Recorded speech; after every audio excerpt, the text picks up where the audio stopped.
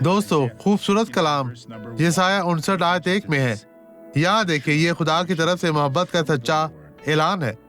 دیکھو، خداوند کا ہاتھ چھوٹا نہیں ہو گیا کہ بچا نہ سکے، اور اس کا کان باریک نہیں کہ سن نہ سکے. اپنے خاندان کے کسی فرد کو اس زمین سے جانے نہ دے. خدا کے حضور انتک بہت زیادہ دعا کرنے کی ضرورت ہے. میں اس شخص کو چاہتا ہوں جو تیری حضوری میں میرا خون ہو، کیونکہ اس کا ہاتھ اتنا چھوٹا نہیں ہے کہ اسے بچا نہ سکے. اور کیا، اور نہ ہی آپ کے اور نہ ہی خدا کے کان اتنے باری ہیں کہ وہ آپ کی دعاؤں کو، آپ کی آواز کو سن نہیں سکتا. خدا کو سب کچھ بتائیں، اپنا دل اس کی حضوری میں کھولیں اور برکت پائیں. جو بھی آپ کو مشکل پریشانی ہے، یسوع کے حضور میں رکھیں اور ایمان رکھیں کہ وہ آپ کی دعاؤں کا جواب بھی دے گا اور آپ کو برکت بھی دے گا، کیونکہ وہ آپ کے ساتھ ہے. آپ یہ گواہی دیکھیں اور برکت پائیں.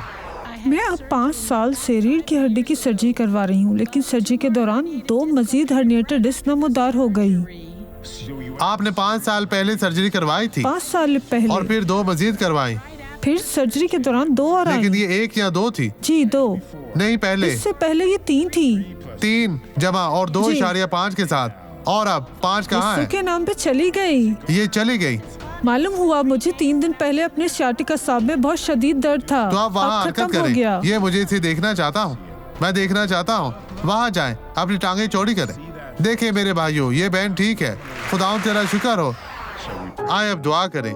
باپ، ہم تیرے شکر گزار ہیں اس ساری برکت، اس سارے فضل کے لیے. میرا ایمان ان تمام لوگوں کے ایمان کے ساتھ جڑا ہوا ہے، اور میں ان لوگوں کے لیے تیری برکت چاہتا ہوں. باپ، یسوع کے نام میں تو انہیں چھو پاک صاف اور مسح کر. یسوع کے نام میں انہیں برکت دے. اور آپ کہیں خداوند تیرا شکر، تیری تعریف ہو. خداوند آپ کو برکت دے.